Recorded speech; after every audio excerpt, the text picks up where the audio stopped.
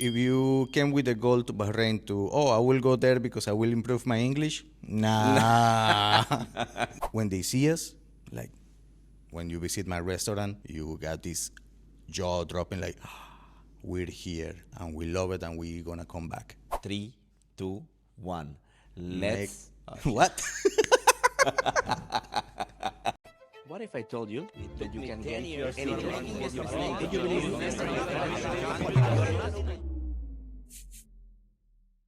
Hello everyone and welcome to another episode of BTX Elite Podcast. My guest today coming all the way from Colombia with courage and a vision for his life. For almost 17 years, he has launched high-profile venues across the Middle East and led teams from every nationality with power and respect. He's a leader that redefined hospitality, one beautiful experience at a time.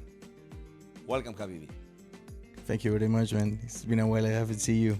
When you told me, when I was modifying the questions for you that I had, when you told me that you are in Bahrain for 17 years. Yes. What a shock. From all the guests that I have until now, even everyone that I met, until now, you are the only person. 17 years. Yeah, it's been a while. I made Bahrain my home, so I love it here. I don't see myself working or living somewhere else. You are here more than from your home country, I think. Half of my life, I can say. Yes. It's been 17 years, 27 back home. So it's just a gap of 10 years. I'm always starting with the same, which is, how are you today? Great. It's my day off. I usually spend time with my son. But since you invite me here, I say we have to do this. I have seen your videos and I'm very happy to be here. I'm very happy to have you as my guest as well. And this is the first time that we have a guest in the backstage. Your boy. Thank you, man. So let's dive deep in 17 years of experience in Bahrain. So Guido, you moved to the Middle East 17 years ago. What gave you the courage to leave everything behind and follow your dreams? Well, my dreams were a little bit different those days. I was working in the kitchen. I wanted to be a cook, I wanted to be a chef, and I had a chance to work in a very nice restaurant in Bogota, in Colombia. And working there, somebody offered me the opportunity to come here and say, I can learn more, I can be more of what I'm doing right now. I will take it. I mean, there was nothing to stop me. You know, I just closed my eyes, put my signature on, and went for it. That's it. That is a huge change to make overnight. You are changing everything. You are leaving your family behind, your culture, everything is changing overnight for you. Yes, I was living away from my family already. By that time, I was maybe 7 years living on my own. So I was not really leaving someone special behind me. My culture, my food, my habits, it was very difficult to leave them. Once you come here, you see that everything is completely different, and it was shocking at the beginning, but just by the time you keep on finding the people, you keep on finding the food that you like, you keep on meeting nationalities that makes you feel welcome here. You know, you don't need to just go for Colombian things to do. You learn how to do things in a different way here. And I felt comfortable after a while, and then I stayed. How long it took you to fall in love in this magical island? They are calling it Sticky Island. The sandpit. It took me like a year. You have some people at the beginning, it was special to you, but still things were different. Still you were missing your things, your old habits, you know. So yeah, it took me like a year, and then when people were asking me like, why don't you go to another country? I'm like, why should I? I like it here. There's nothing wrong with this country, and that's it. I stay. Even few people that already changed few other countries, like maybe they went to the UAE or to Qatar, as I was living in Qatar for a few years. But once you reach to Bahrain, I think it's totally different vibe. Oh, I did. I mean, during pandemic, I have to live for a short period. It was only 4 months, but it was 4 months that I really miss Bahrain. Like, I have to go back. That's where I feel good, you know. Like when foreigners like ourselves we're gonna make a vacation and we're gonna go out, Yes. and you start missing Bahrain in the first after 1 week. Yes, happened to me the first time I went to Colombia. I started looking at the days like, when I'm coming back to Colombia. Okay, so what cultural difference impacted you deeply when you first came here? Oof, it was everything. You know, my first job, we were only 2 Colombians plus me, and the rest of the hotel, it was completely foreign people. You know, from India, Bangladesh, Philippines, Pakistan, local people, and they all have a very different way to speak. And for me, saying in Colombia, hey, I speak English, but then when you really have to do it and you come here and you see these people and all the pronunciations, all the words that they have, is completely shocking for you. You really want to communicate with them, and you feel sometimes desperate. They don't understand what you say. You don't understand what they say. That was the first thing that shocked me a lot. And then the food, wherever you go, you ask for something, and then you say, is this spicy? I say, no, it's not. And you go with this confidence and, hey, it was spicy. And they say, oh, not for me. So yeah, try to find my own food, because I don't eat spicy food. Was a bit shocking too, but finally I did, so it's okay. You mentioned about the barrier English language communication. Yes. I think because so many nationalities and all of them they're talking in different accents, I don't think that we're gonna reach to a point to make our English to perfection. Yes. We will never talk like No. an English person or an American person. If you came with a goal to Bahrain to, I will go there because I will improve my English, nah. This is not the place. Or maybe you will even make it worse. Yes. There's more tougher accent. Yes, the noni, the same, the... Yeah. You have lunch venues that become the place to be. Yes, I've been part of many openings in Bahrain. The first one was Bushido in 2009. It was a very good experience, a very good school. I learned so many things from them. The Bushido have won many prizes during all these years. We're talking about 15 years already. It's a very good place. Then after that, I opened a nightclub in 2011. Follow when I moved to Atlia later in 2018. I was part of the team that opened Hazel, Viola. Then I opened a small place called Blue, like a only members Blue place. And now I'm working in a big project. I'm going to open a beautiful, amazing place very, very soon here in the Harbor Towers. Oh, wow. Yes. Mentioning the location, I can assume that it will be in the next level of luxury. Yes, it's 52nd floor. It's extension of what we have right now, Chicos. We're not moving. We're doing like a sister restaurant. It's gonna be Chicos over there in the Harbor Towers. That is exciting. When will be the opening? I don't have a date yet. But it will be this year. Yes. Should be this year. You know, Bahrain, we say tomorrow, and it ended up being. We are opening next week, 6 months later. Yes, that's what we do. Yeah, well, openings are always challenging. Yes. There is a lot of last minute things, For sure you know already. So many openings you did yourself, from maintenance to electricity to the staff to the team member to training, menu development. Yes, even in the last moment, you're checking everything and you think you have everything under control. You open the doors, customers start coming, boom, something happened. You're like, yes. Well, that's part of the openings. Openings are always full of surprises, mistakes that helps you fix things in the future. So, yes.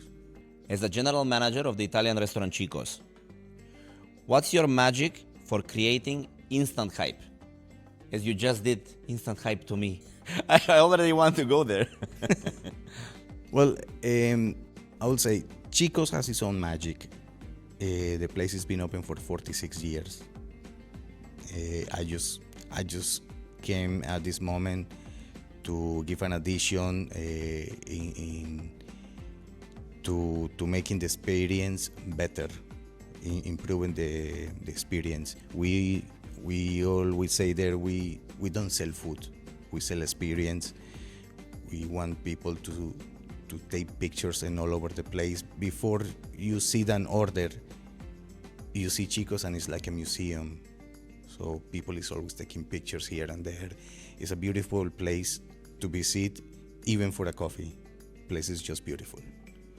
So I'm here now just to improve this experience people is always having over there, making sure that the standards are always followed, that people keep on liking our food, our service, and of course our place. I'm telling you, the place is just beautiful. You are using the winning formula. Yeah. We are selling experience and creating memories for our guests. Yes, we cannot sell only food.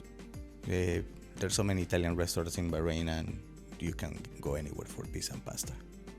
Exactly. Yes. So yeah, when you visit my restaurant, you got this jaw dropping like, we're here, and we love it, and we're gonna come back.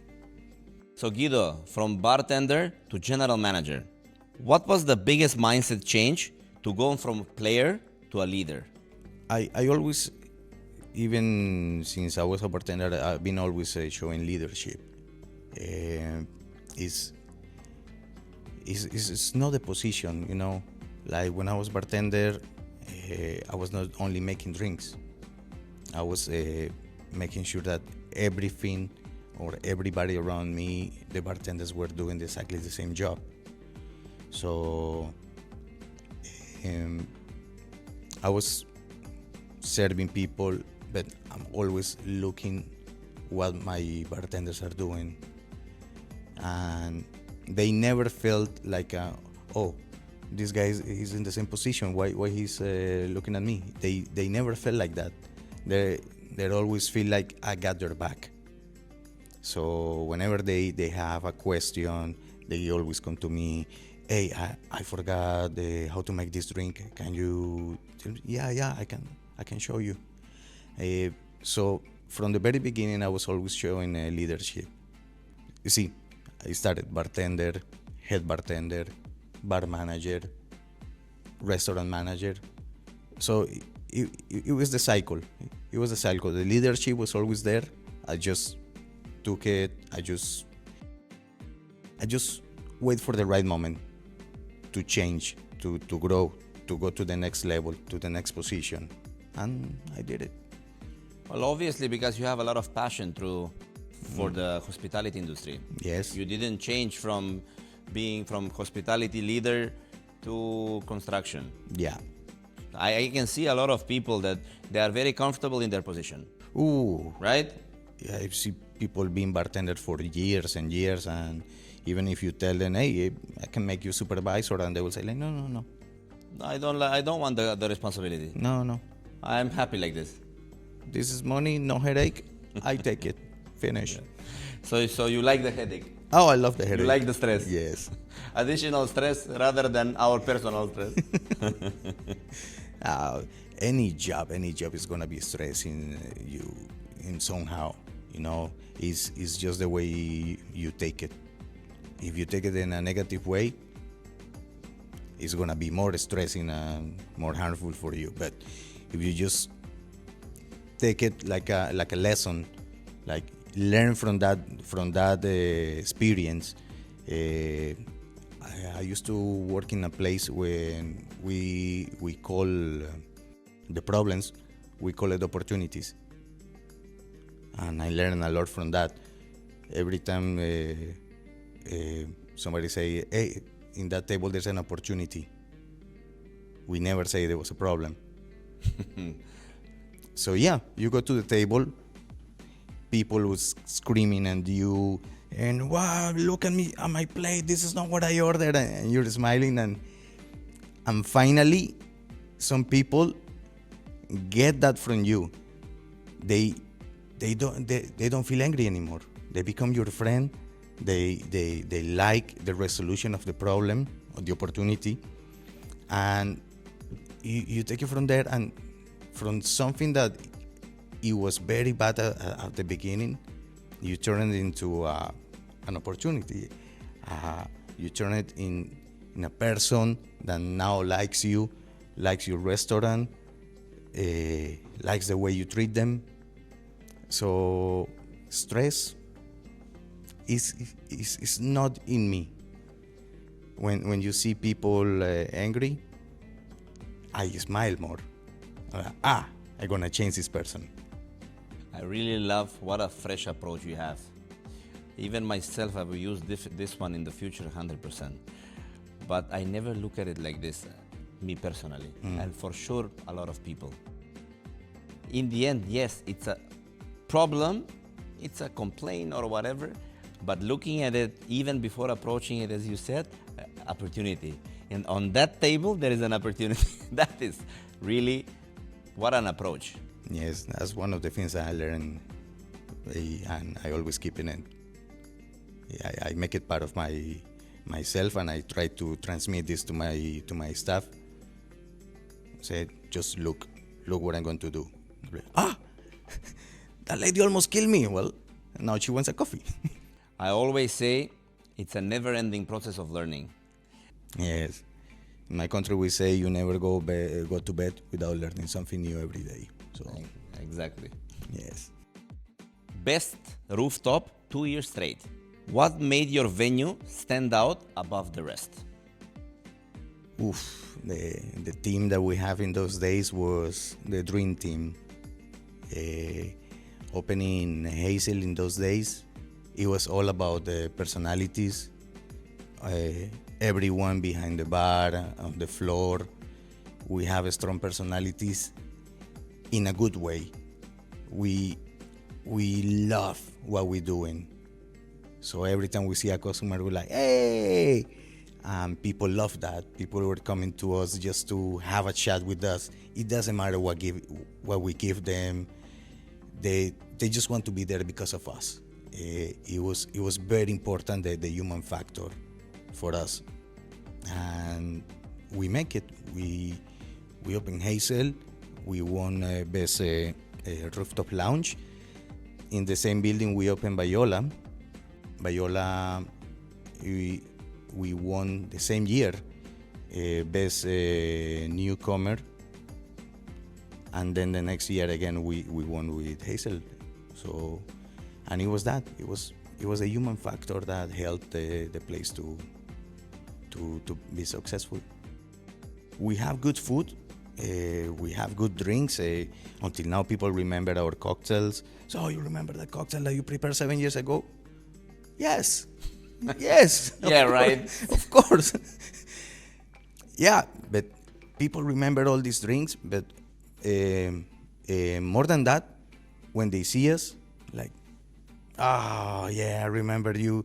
I remember your team. I remember the guys working there. That was the secret. That was the secret of the place. Well, I think it's easier for someone to remember you being 17 years here. I don't think that there is someone who doesn't know you. Last week, there was this guy. He was looking at me from far, and he was like, "I think I know you from somewhere. You work 6 years ago in this bar, and you were serving me there." Huh? I don't remember what I ate this morning. Imagine.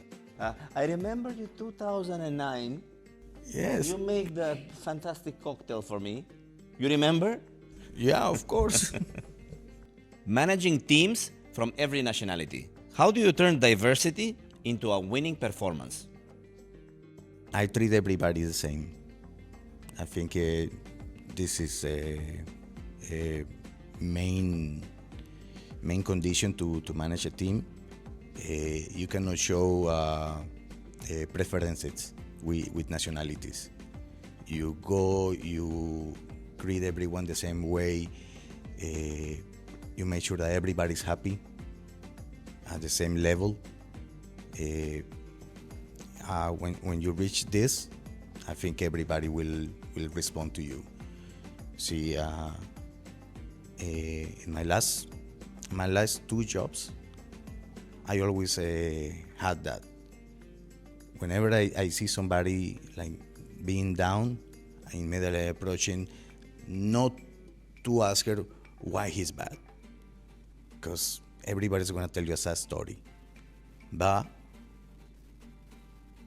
make them forget about that moment, that sad moment, making them smile, make that person forget why they were sad, because now you need to face people, and they need to be happy. So even for a second, if I see a person that is not feeling well, don't sit for a moment, recover, make sure that you're okay.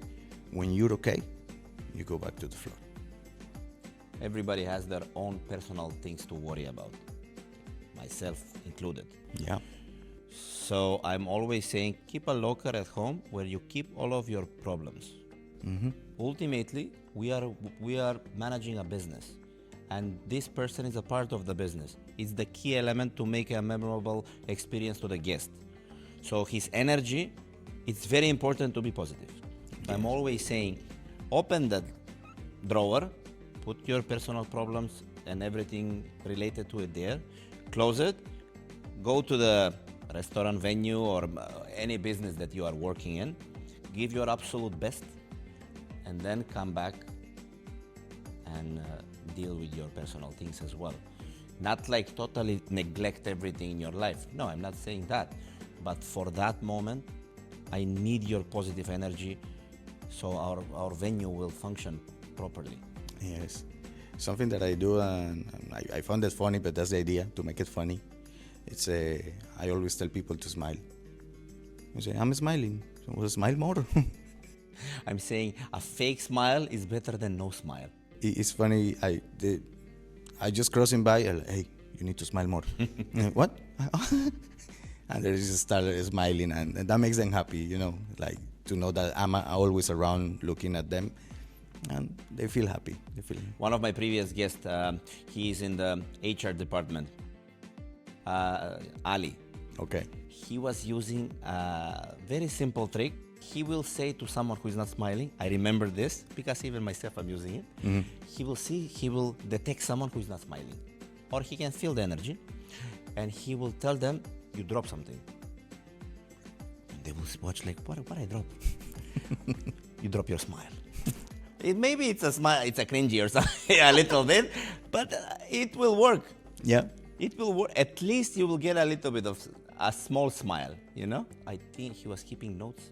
A small note, smile, take this for you, take, very important.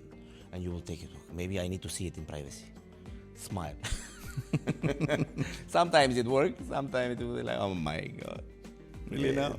So yes, I totally agree with you. It's always important to make your staff smile, because ultimately you need to make the customer smile. I don't recall any time that a happy customer was not smiling. Well, hospitality can be tough. How do you keep your team motivated when everyone is exhausted? I'm having their back all the time. I always tell people I'm not a monster. I'm a human being, same as you. You make a mistake, no problem. We'll find a solution.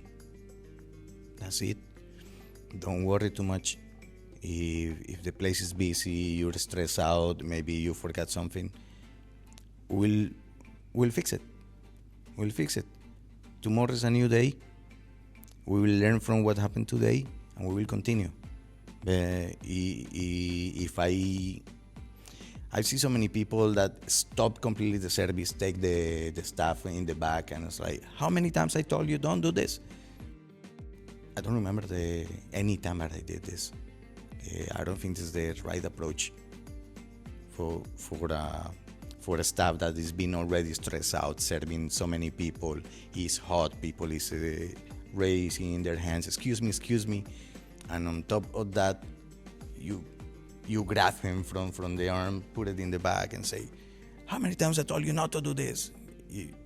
You're draining people.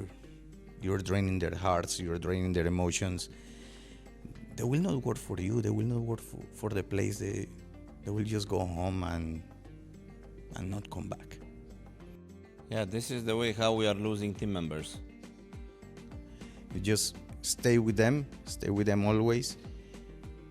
Even if they make a mistake, we all make mistakes. Just keep going with the night, keep going with the service. Show must go on. Forget about the problems. Problems is gonna be always there.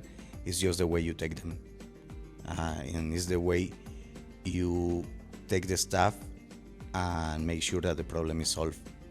Because that's the whole point about the thing. Solve the problem and keep going. Solve the opportunity. Solve the opportunity, yes. You said now how you are motivating your staff, but who is there to motivate you? The little guy over there. The little guy. Yes. Everything I do for my family. I remember when he was a baby, I was drained from work, and I just go home and I hug him. That's 100% energy renew. Next day I go to face more people. I'm like, please come, I'm waiting for you. Yes, I do it for them. What is one operational mistake you see that instantly destroys guest experience, and yet people are doing it? I've seen it a lot in Bahrain, and I would say that it happened to me a few times. Is when you start a job, or when somebody open a new place, you don't really train the staff. You assume the staff knows what to do. But you open a place, open doors, and people's like, what do you recommend?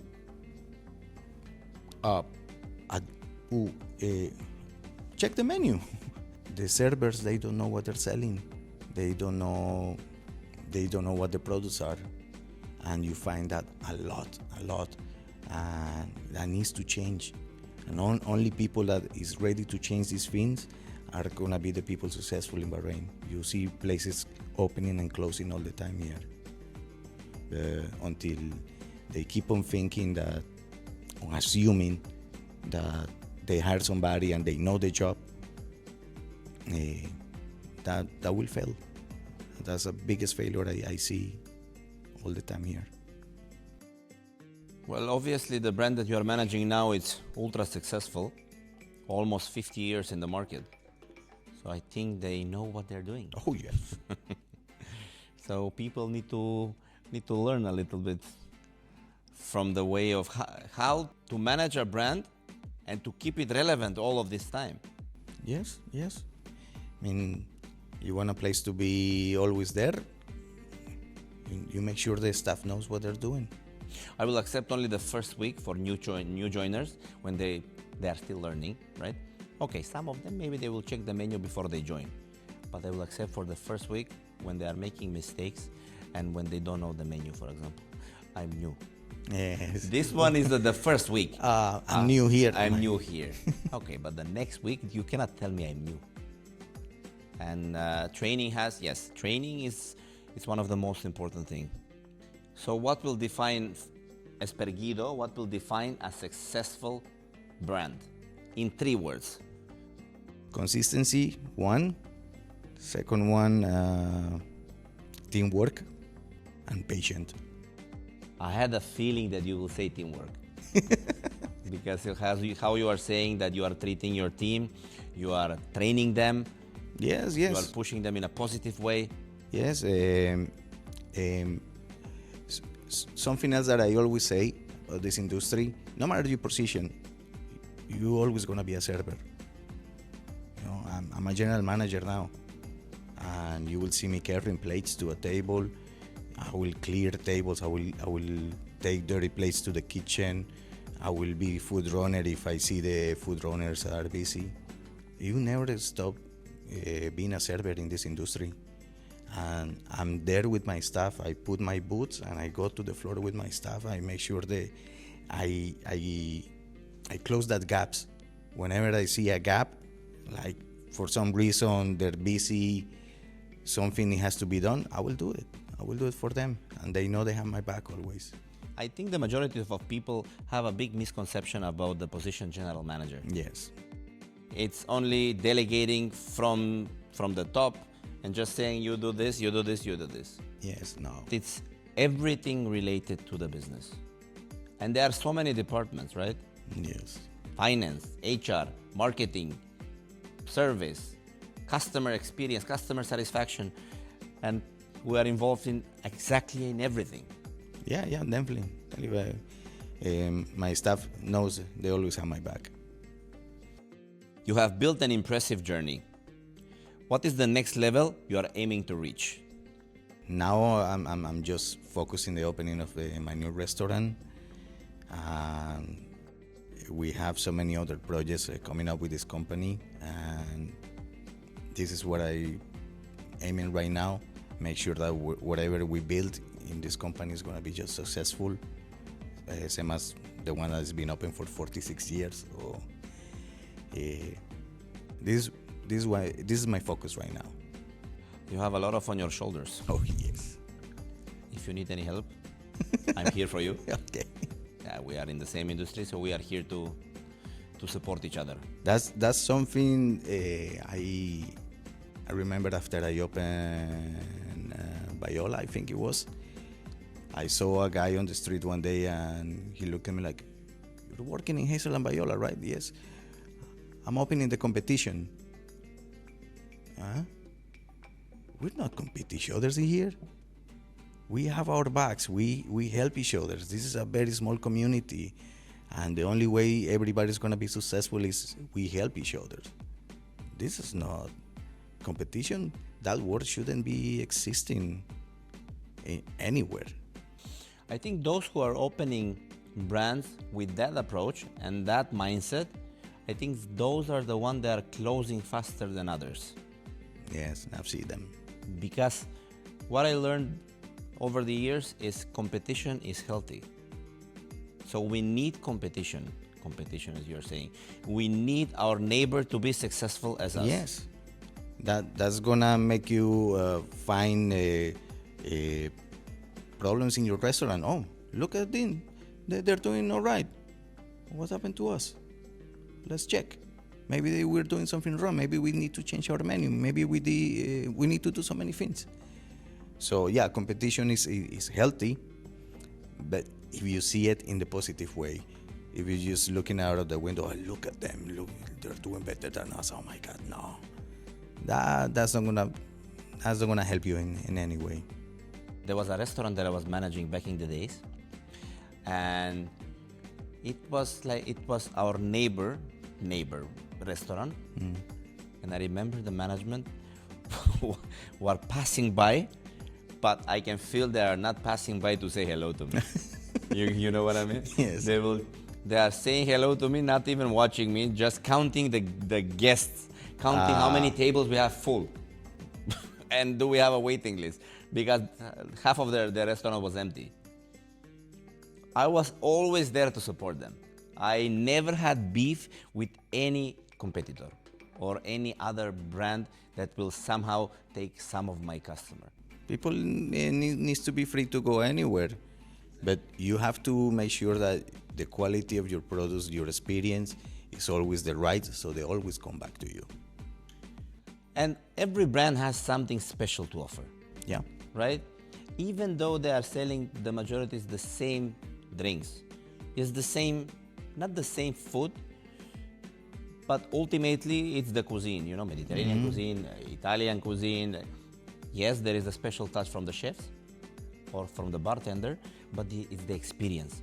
You will have a specific experience in your place or in other place, in my place. And again, you will come back because there is something special there and I will go there for this. Yes. Might be something that people will like about your restaurant, and after that they will come to my restaurant. Or special days. Always go on Tuesdays to this place because they have something there very special, and then the next day they can come to yours. Exactly. So we all happy. We will have customers every day for all of us. We are entering the BTX Elite bonus round. Oh, I am sure after 17 years of experience, you are ready for these questions, for this round. okay. I am more nervous than you. So Guido, what's your typical morning routine from the moment you wake up? Most of the mornings, I just wake up, prepare breakfast for my family. As they work, well, my son is on vacations right now, so I have to make sure that he's fit in the morning. Then, if we have time, we go to swim, and then get ready to work. You don't forget, in the backstage is your boy is there, so I will ask him. Yes, Are you cooking for him breakfast every day? yes. I'm joking. He is cooking or no? He's making breakfast? Approved. I just checked. Yes. I need to start cooking now. You make me look bad. But now, for sure, I will have some comments from my wife. Oh my God! Now you put me in trouble. If someone wants to succeed in hospitality today, what's your most savage piece of advice? It's simple. Hospitality is not just another job. It's not like an accountant, an engineer. This is about passion, passion for taking care of people. If you don't feel like you're okay taking care of people, this is not a place for you. Hospitality, it has to come from here. If you don't feel it, don't do it. I feel it. Now I feel it. we are in the good department. What is one thing from Colombia you always hold close, no matter where you are? My hammock. What is that? A hammock. Hammock. Yes. What is hammock? It's like a hanging bed. Yeah, you put in a balcony. Okay. I have a handmade from Colombia. So you have it at your home? Yes, it's always with me. And wherever I have the chance, I hang it. Wherever I see a place, I will hang it over there. It just makes me feel so relaxed and close to my country. This one I think you will like. And I think everybody will be curious about this. Okay. What is a quote you live by every single day? I would say make every moment count. There's so many things happening around, and you never know when it's gonna be your last. So make every moment count. Whatever is in front of you, just enjoy it. I am with you 100%. Time is so fragile, and as you said, we never know when is the last moment. Please say it again. Make every moment count. Let's say it together. 3, 2, 1. Let's. What?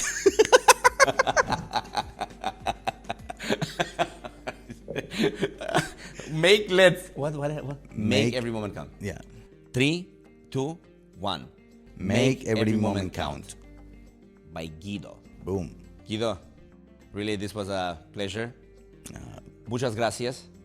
Encantado de estar aquí. Muchas And gracias. I hope to see you soon. Definitely on your new opening of the restaurant. Really, I wish you a huge success. I am sure that it will be successful based on the almost 50 years of existence of the brand. And you are opening in I think the premium location in Bahrain. Yes.